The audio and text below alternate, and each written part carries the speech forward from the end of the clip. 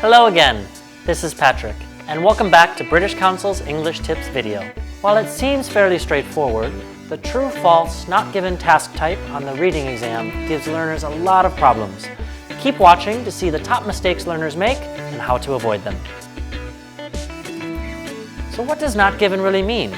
This seems to be the biggest problem that most students face.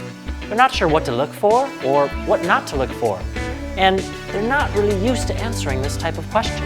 Finally, because this question looks difficult and confusing, most students spend way too much time trying to figure out if it's not given or false, and therefore they lose valuable time in other parts of the test.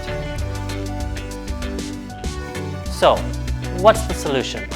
Well, for true, false, and especially not given, it's all about the meaning.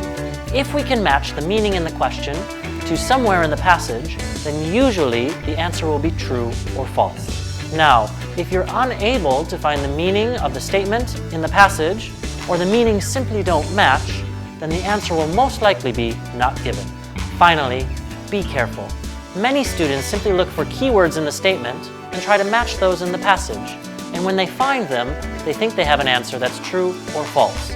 But just because the keywords are in the passage doesn't necessarily mean that the meanings match. So make sure the meanings match first and use the keywords as a guide or a map to get you to the right destination in the passage. Here's a pro tip. If you can't find the answer in the passage, or you have no idea what the answer could be, then chances are it's most likely not given. Don't waste too much time trying to answer that question. You can always go back, because remember, you only have about 90 seconds per question on the reading exam. The second common mistake we see has to deal with keywords. Many students rely heavily on using keywords to find the correct answer in the reading passage.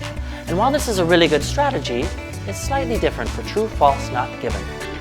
We must take time to understand the meaning of the question as well. So what's the solution? Well, you need to understand exactly what the statement is trying to say. Remember, we're analyzing meaning. We're not matching with the keywords. Yes, use the keywords as clues to help you find the right area in the reading passage. But once you get there, it's time to analyze the meaning.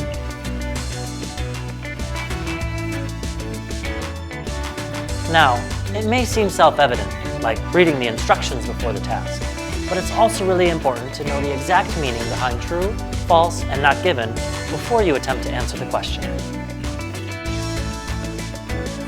The solution here is to make sure you review the exact meaning of each answer type.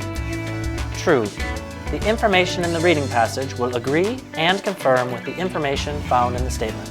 False, the information found on the reading passage will directly contradict or be the opposite of the information found in the statement. Not given, there is no information related to the meaning in the statement found anywhere in the reading passage. Here's a pro tip. Remember, there's no middle ground in these answers. There's no kind of true or kind of false. It's either 100% true, 100% false, or 100% not given. The fourth problem we'll deal with today is with qualifying words. As you already know, the IELTS reading test is not easy, and to make it even more difficult is they often use qualifying words in the statements as a basis for choosing the correct answer. So what do we mean by this? Well, the focus of answering true, false, not given questions lies in the meaning and not in the keywords. And by changing the qualifying words in the statement, we often completely change the meaning of the statement. Let's take a look at the following example. For example, let's say we have a true, false, not given question that says, all species of marsupial became extinct on the island over a 20-year period. But in the passage it says, over the past 20 years, the majority of marsupial species became extinct on the island due to the destructive forces of human presence. As you can hopefully see, all and majority do not have the same meaning. That would mean that this answer is false.